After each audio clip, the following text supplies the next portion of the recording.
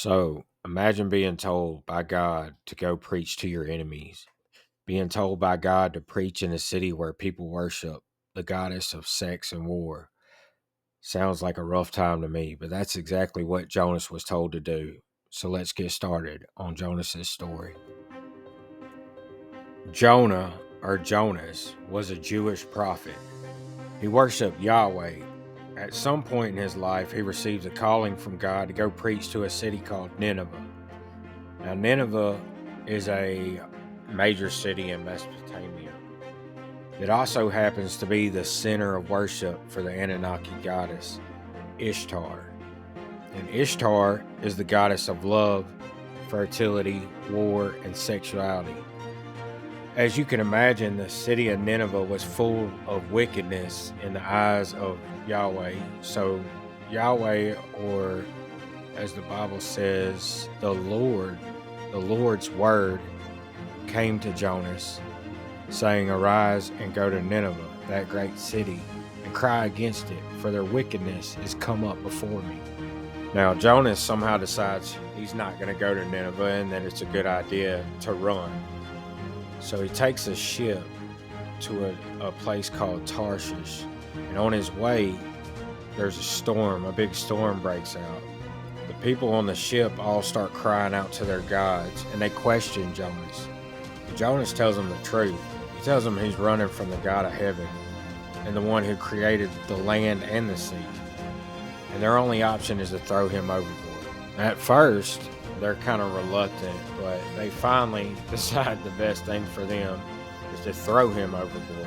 Well, it says at that time, God was preparing a big fish, which most people consider to be a whale, to swallow Jonas up. So Jonas gets swallowed by a fish, and he lives inside the fish for 3 days. Now the sea dies down for the people on the ship. So at this point, everybody on that ship becomes a believer, and they make a sacrifice, and they start praising God. Now when Jonas is in the belly of the whale, he cries out to God. The Lord has the whale spit Jonas back out. So Jonas is on his way to Nineveh now.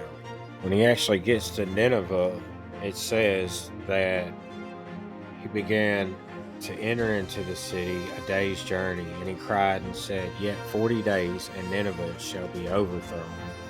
So the people of Nineveh believed God and proclaimed a fast and put on sackcloth, from the greatest of them even to the least of them. And what I find interesting about this is there's virtually no resistance at all whatsoever. It just says that they automatically believed. So Nineveh was saved. But here's the catch. Jonah actually was very angry, and he started questioning God. And he says that he knew God was a gracious God and merciful and slow to anger and of great kindness. So Jonah's problem was actually that he did not want God to save Nineveh. They were his enemy. He thought they were wicked people. He was a Hebrew prophet, and they were the Sumerian culture, and they worshipped, different gods. So he was kind of prejudiced against them, and he didn't want God to save them. So then Jonah moves outside the city, and he starts observing the city. He's sitting in the desert on the east side of Nineveh, and it's really hot. And so that night, the Lord has a gourd plant grow, which is like a type of big vegetable, if you don't know. It grows above Jonah's head, and it casts a shadow over him. So the next day in the heat, Jonah is in the shadow of this plant, and he's really appreciative that that plant is there. But then the next night comes, and the Lord has a worm destroy the plant.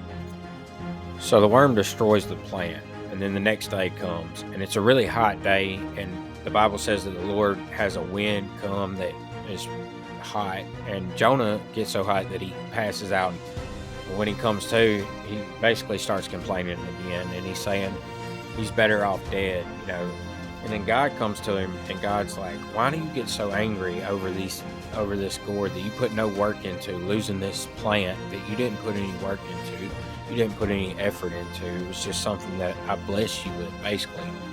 And I think that's another message from this story.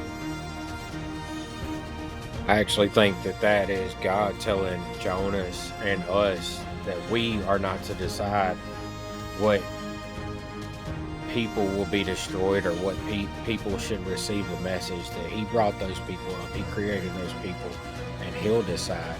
And we shouldn't complain if He saves maybe our enemy, or He wants us to spread the word to somebody we don't like. Another interesting thing about the story of Jonas is actually the foreshadowing.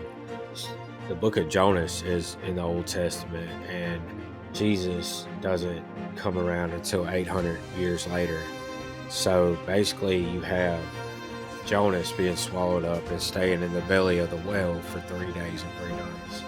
And that is foreshadowing Jesus dying for 3 days and 3 nights and descending into Sheol, or hell, some people say, which is just another example of how the Bible is multi-dimensional and it transcends time. A lot of things in the Old Testament don't make sense until you read the New Testament and you understand that that particular event in the Old Testament was actually foreshadowing another event in the New Testament. All right, well, that's it for the story of Jonah. This is Tim Peace. I hope you enjoyed it.